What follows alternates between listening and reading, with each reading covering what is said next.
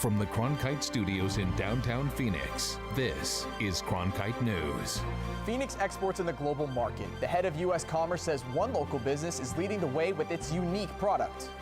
Arizona could soon see a change in its education. We look at the future of Common Core standards in our schools. And Access Across Arizona takes a look at border security, how a new high-tech measure is being put along the state's southern border. Cronkite News starts now. Good evening and welcome to Cronkite News. I'm Ryan Hill. And I'm Brittany Bade. Thanks for joining us. One Valley company is being recognized for helping the U.S. increase exports. The Deputy U.S. Secretary of Commerce came through Phoenix to tour APS Bio Group to help benefits trades to the Phoenix economy. Cronkite News reporter Laura Spizzato went along on the tour to hear what he had to say about trade and exports. Phoenix Mayor Greg Stanton and local business leaders met to get a closer look at innovative health products manufactured here in Arizona. Selling to 57 countries around the world, APS Bio Group leads the way in exporting. The world's largest producer of colostrum products, the substance found in breast milk, has its headquarters here in Arizona. We employ 500,000 cows in the Southwest. APS Bio Group is a manufacturer of dairy proteins and health supplements. And we export about 50% of our sales worldwide to about 57 countries. Exports is their fastest growing sector, which made them the perfect host for Deputy U.S. Secretary of Commerce Bruce Andrews' visit. We're very happy to have the Deputy Secretary here and the Mayor. APS employs about 70 to 200 people. That's just a small portion of the 96,000 jobs sustained by exports in Arizona. One of the responsibilities we have at the Department of Commerce is helping companies with international trade and with exports. Andrews' visit is part of Obama's administrative efforts to bring light to the benefits of trade and exports in U.S. communities. Congress is currently in the process of getting ready to consider what's called trade promotion legislation, which essentially sets the framework, and Congress sets up a set of requirements which the trade agreements have to meet. Andrews says there are ongoing negotiations between several countries to make one big free trade agreement area. We got to get ready for international trade. Arizona is currently the 27th largest export market in the U.S. It's a necessary thing for us to do if our city is going to be able to compete successfully in this new global competitive economy. And we've got to get our people and our companies ready.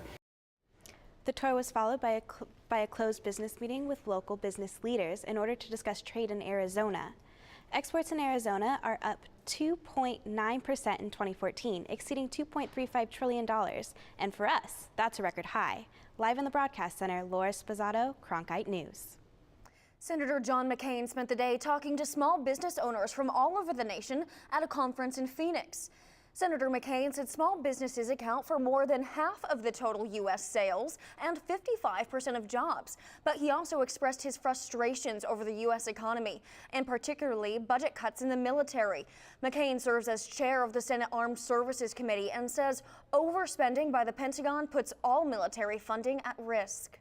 If this continues, we will have the smallest army since prior to World War I, we will have the smallest Air Force ever, and we will have the smallest Navy since the beginning, since before World War II, and the world is unstable. McCain also spoke out against the impact Obamacare has had on small businesses and families, saying he's outraged by the number of new regulations on businesses since President Obama took office. One big business announced changes to its pay scale today. Walmart is the largest private sector employer in the country, and about 1/3 of its employees are about to get a raise. Taya Vitek is here to break down the numbers. Taya? It's good news for the 500,000 Walmart employees who will be getting raises nationwide. That means $9 an hour for employees and at least $10 for current part-time workers. But the move will have less of an effect here in Arizona. That's because the minimum wage in our state is $8.05 an hour, which is already above the federal minimum wage of $7.25 an hour. Of course, none of those figures reach what experts say is the livable wage in Arizona, which is $9.20 an hour for a single person in Maricopa County, according to the MIT Living Wage Calculator. Live in the Broadcast Center, Taya Vitek, Cronkite News. Your tax brackets may soon be adjusted yearly to account for inflation. Last year, a one-year adjustment was made, but Governor Ducey wants the changes to be automatic every year. The state Senate and House bills that would make the changes would cut an estimated $14.5 million from income tax revenue. Republicans support the bill, saying it makes fair tax rates. Democrats, on the other hand, are concerned over the cuts and oppose the legislation. Yesterday, we told you about the medical amnesty bill moving through the legislature. It would shield teenagers from legal action if they called 911 during an alcohol-induced emergency. The bill, SB 1190, moved through the Senate Judiciary Committee. Students filed into the hearing this morning supporting the bill. The bill's sponsor, Senator Kelly Ward, says the bill protects young people in different situations. It allows people who may have been drinking underage to call 911 if they need help for themselves or for someone else. It's a Good Samaritan law. The bill now needs to go to the Committee of the Whole, where all state senators need to vote on the bill. If it passes, it goes back to the House and then to the governor's desk. The vote wasn't unexpected. A House committee voted late yesterday to send the bill repealing Common Core to the floor. Cronkite News reporter Justin McDuffie has reaction from lawmakers and teachers.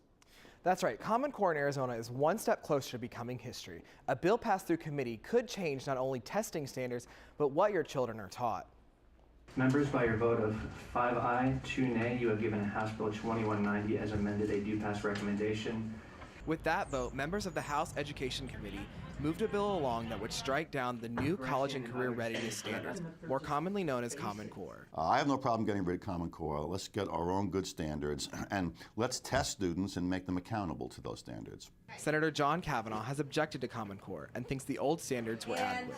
He says the adaptation of these new standards created unnecessary controversy. Taking imposed standards from outside the state, standards that might necessarily be properly tailored to Arizona's needs, is a mistake. Supporters of the more rigorous Common Core standards say that many of the aspects are already in place. In so many ways, teachers were already doing these new advanced standards. So how will this impact the classroom? That remains to be seen. I think a lot of teachers are still going to be challenging their students with the more rigorous standards that kids all across the country are learning. The bill now moves on to the House floor after a constitutional review. We will continue to follow this bill and its progress. Live in the broadcast center, Justin McDuffie, Cronkite News. Chandler Unified School District may be tightening their budget belt even more this year, $6 million more to be exact. That's if Governor Ducey's proposed state budget goes through as is. The Chandler Unified Superintendent, Dr. Camille Castile, sent this email to parents Wednesday night saying Governor Ducey's proposed budget does not mean more money for classrooms, but it does mean big cuts in an area called District Additional Assistance. Things like counselors and librarians, school bus drivers, those kinds of things, security officers, really all the things that impact student achievement and creating a safe campus for our schools. Chandler Unified parents aren't the only ones who received emails like that. Cronkite News will continue to track what the governor's proposed budget really means for Arizona schools and, of course, bring you the very latest. A somber moment this morning when officials gathered to remember 2 Phoenix City employees who lost their lives on the job last year. Police Detective John Hobbs was fatally shot back in March while trying to make contact with a suspect at an intersection. Paula Carroll was also honored at this during the ceremony as well. She worked as a human resource worker who was also involved in a shooting. It took place back in 1992 in a city office building. Officials say those injuries were a factor in her death in September. A network of cameras are scanning far across the Arizona desert. And some are saying that this could be an invasion of privacy. We take you down to the border to look at how officials say these towers will be used. And later, the drone industry is taking flight. We talked to a real estate agent on how he is using the technology to sell houses. You're watching Cronkite News, now airing on 8 HD. This winter, we'll take you to the heart of Downton. You have to take control of your feelings before they take control of you. Thomas. We'll place you at the scene of the crime. Trouble seeks you out, doesn't it? Yes. And we'll fly you to the ends of the earth. Are you seeing this? Support the one place that can take you any place. Hi, I'm Beth McDonald, host of 8's brand new show, Arizona Collectibles. Filming for season 2 is right around the corner. For your chance to be a guest on the show, visit us online at azpbs.org/collectibles. That's wonderful. Okay. Make sure to sign up early because spots fill up fast. I look forward to meeting you and seeing your treasures. Until then, thanks for watching. Thursday nights at 7:30 on 8 HD. News doesn't stop on Friday at 7:30 at night. PBS NewsHour Weekend is kind of a natural next step. The NewsHour's been committed to being available on air or online, and now weekdays or weekends. There's no shortage of news that's out there, but why do people come to us?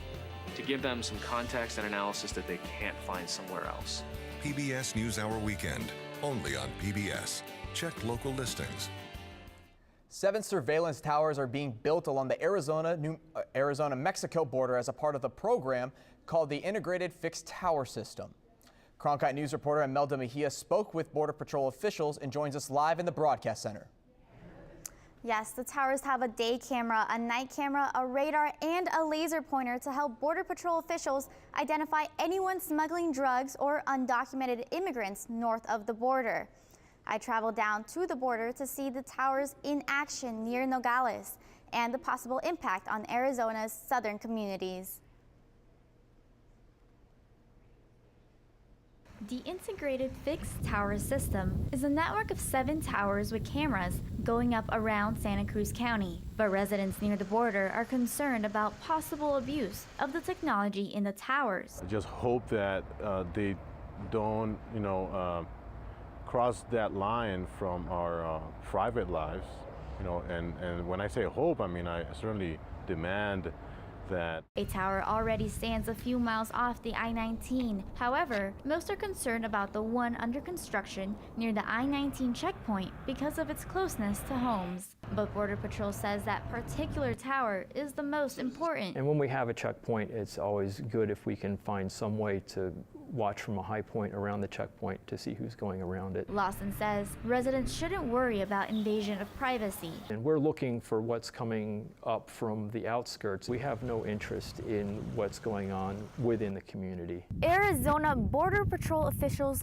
say the towers will allow them to see a larger area instead of being concentrated to a tiny little area they would be seeing if they were on foot, by vehicle, or by helicopter. With the GPS in the towers, agents will know the exact spot of smuggling activity. The advantage of these towers is that the signals from each one of them is being sent to the Nogales Border Patrol station so that one agent can look at the outputs of several towers at the same time. However, the towers are not expected to be effective for long. Ultimately, what will probably happen is we'll have a lot of success with these cameras and radar systems until our adversary figures out exactly what they have to do to work around them, and then it's always a game of cat and mouse. Border Patrol said it will be ready with a plan B when that time comes.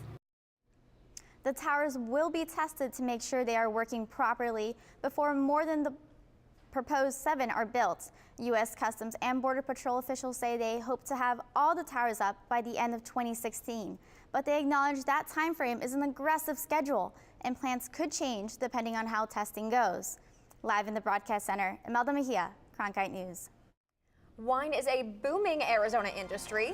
But soon producers across the state might be in for a big change. Coming up, we talk to winemakers reacting to a bill that proposes new labeling requirements for Arizona wines. And it started with a dream. Now former ASU basketball player James Harden's legacy lives on. We take you to last night's ceremony retiring the number of the NBA star. For veterans, coming back to civilian life brings new challenges, new opportunities, and new stories of remarkable courage and accomplishment. Sharing their stories can help communities understand the veteran experience, and through Arizona Veterans Coming Home, 8 connects veterans and their families to resources and services for a successful transition to civilian life. Explore some of the best resources and opportunities for veterans at azpbs.org/veterans. Arizona Veterans Coming Home, connecting Arizona's veterans to the right resources at the right time. Watch sneak previews of what's coming soon to 8. Go to azpbs.org/previews today.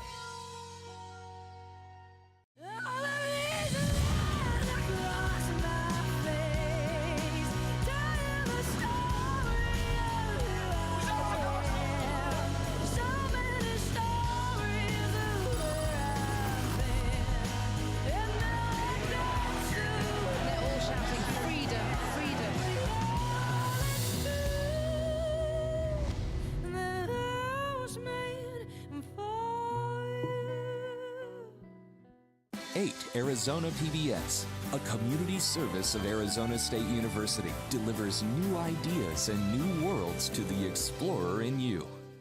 The citrus quarantine is expanding in all parts of Arizona, thanks to an insect overrunning groves in Florida. The Department of Agriculture in Arizona said today they're adding a small section of Maricopa County near Gila Bend. The bug threatening the crops, the Asian citrus psyllid, puts Arizona's $37 million citrus industry at risk. The Associate Director of Plant Services, John Cadavera, said, quote, "We've all done a good job slowing the progress of the insect, but we have to do more. We urge the public not to take citrus fruit from plants or cuttings from the areas within the quarantines." The Department of Agriculture says nurseries and garden centers are the best way to buy citrus. They tend to have the best variety suited for Arizona soils. It's a familiar situation. You go into the store, pick up something you want, and then look at the label to find out the details. Well, Arizona may see a change in the way it labels its wine. As Cronkite News reporter Nicole Stein found out, some lawmakers want to make sure grapes and other ingredients are truly homegrown. Wine growing is an up-and-coming industry here in Arizona. With 36 vineyards across the state, wineries like Javelina Leap in Cornville are getting a lot of attention. So much attention that one lawmaker is working to make sure people are getting what they pay for. The bill really is moving to establish the Arizona brand in the wine industry. Brenda Barton says House Bill 2317 protects the branding of Arizona wine.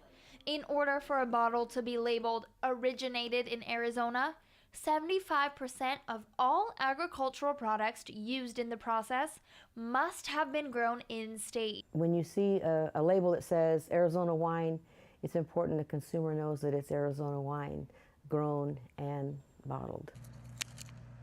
For many in the industry, this doesn't come as a surprise. Javelina Leap owner Rod Snap says it's something he's been doing for years. Not going to affect us. We've always been making 100% Arizona fruit. Similar to previous legislation, the bill puts in place penalties for inaccurate labeling. I think this will clarify what Arizona wine means. The bill shouldn't affect the industry's revenue, but for Snap and other wine growers, it's not about the money, it's about the integrity. Whatever goes in the bottle, they should be telling the truth about it. And they're crazy not to use Arizona fruit. It's the best in the world. In Cornville, Nicole Stein, Cronkite News. The bill is sailing through the legislature right now, and it looks like it'll be passed soon. Out there this morning heading into work, and there are still some clouds in the sky right now. Angeline Meehan is here right now with your forecast. Yes, we woke up to high clouds in the sky, similar to the ones that we saw yesterday, and we have more cloud cover coming in from the southwest into the state. Let's take a look at your current temperatures in the state of Arizona. Up in Page, we are at 61 degrees, nice and cool, and down in southern Arizona, Tucson's at 76 degrees, and Yuma is at 84.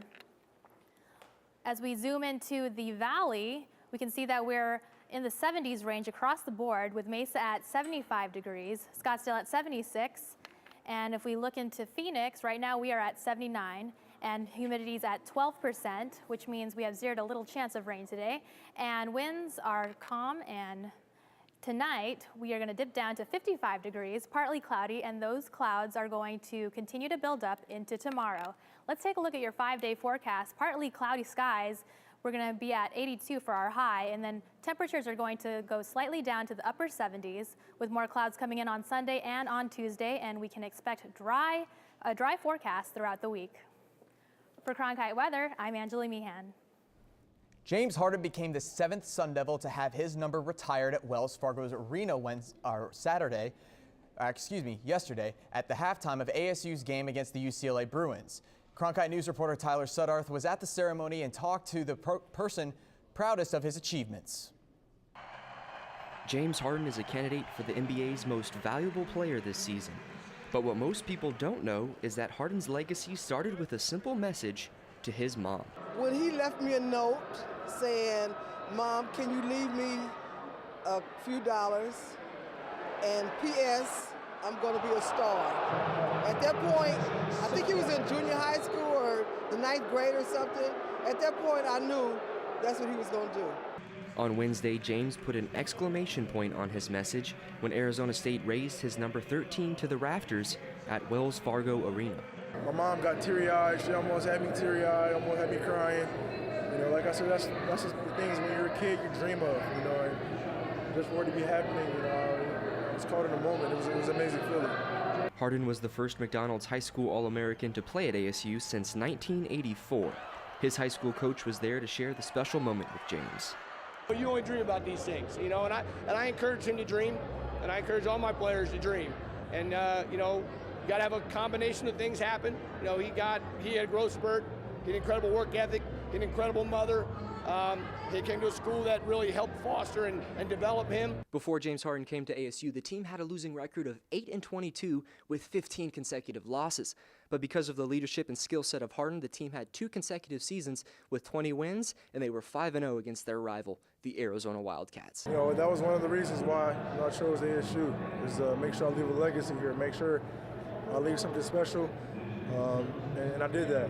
And the legacy Harden left will now be remembered forever, with his jersey in the rafters. Reporting from Tempe with Cronkite News, I'm Tyler Suddarth. To make things even better for Harden, ASU won the game on his big night, beating the UCLA Bruins 68-66. It's a bird, it's a plane, it's a drone? It may not be long before drone traffic becomes more common in our skies. Ahead, we look at how businesses like real estate could start using drones for commercial purposes. At ASU, we believe the most important semester is the one that starts after you get your diploma, the one called life. So we work hard to help our alumni thrive, teaching them the importance of not only achieving their goals, but exceeding them. With innovative programs that embrace hands-on learning, that encourages real-world growth. Our alumni know it can be the education of a lifetime, for a lifetime. For more information, thrive.asu.edu.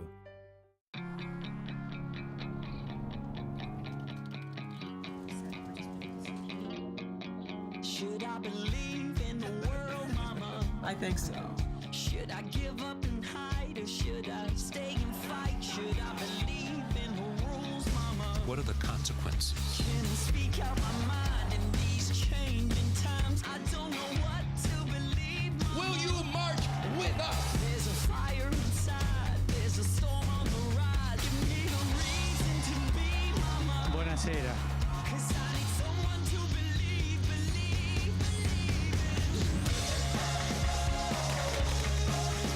The world is more complicated than it's ever been. The NewsHour is always going to take you deeper and take you broader. And that is worth fighting for. Night after night, 7 days a week.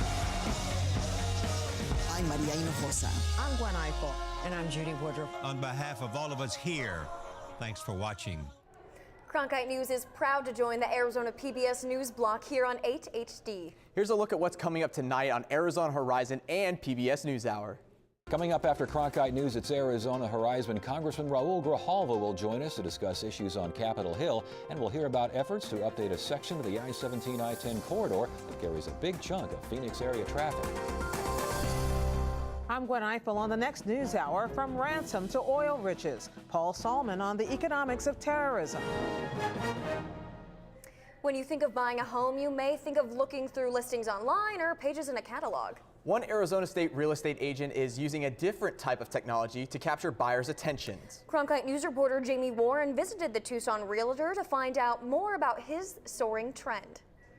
steering, spinning, and concentration. Speed it's traveling. While flying this small unmanned aerial system, you'd never guess Doug Trudeau sells houses for a living. My job is to market people's homes. But now Doug can use this technology to market homes in a way that separates his business from other realtors, flying over and capturing homes from an angle you probably won't find anywhere else. The use of UAS for commercial operations is done on an exemption basis through the FAA. You actually have to go through what's called a Section 333 exemption. Right now, just 28 businesses nationwide are granted access by the FAA to use drones under an exemption rule, and Doug's is one of them. This one is relatively easy to fly. The FAA is proposing new regulations that would clear the air for more commercial drone use, which some say is a step in the right direction. Folks are just clamoring to have the opportunity to use these systems,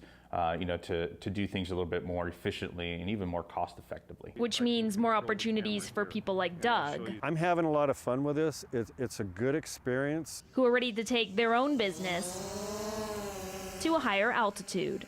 In Tucson, Jamie Warren, Cronkite News. The proposed regulations would require no longer a pilot certificate to operate the aircraft. Instead, business owners would need to take a written test and obtain an operator certificate. That's it for Cronkite News tonight. And thanks for joining us. Have a good night. Find top Arizona stories anytime at CronkiteNewsOnline.com.